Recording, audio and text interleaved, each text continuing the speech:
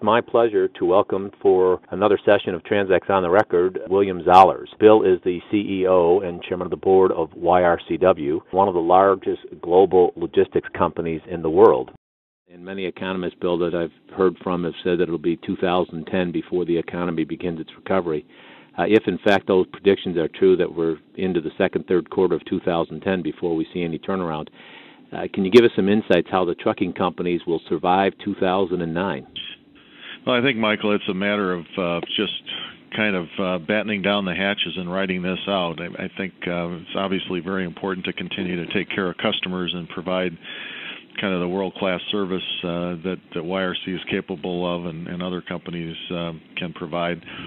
But at the end of the day, I think it's really a matter of being as conservative as you can with your expenditures, making sure that that you've got a strong balance sheet and that you can ride out the economic storm regardless of how bad it gets. Okay.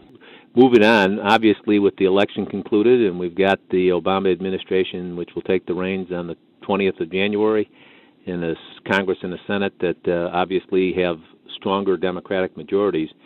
Are there some regulations or legislation that is a source of concern for YRCW as you look into the future?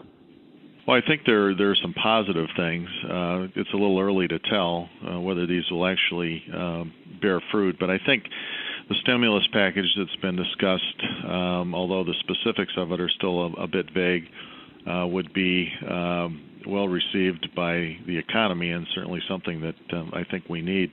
As part of that, there's been a lot of discussion about investment in infrastructure, and obviously that's an area that I think all of us would agree needs a lot of attention. So there are some things I think that have been talked about in general that would be very helpful to all of us. It's now a matter of seeing what the details are and seeing how well we can execute.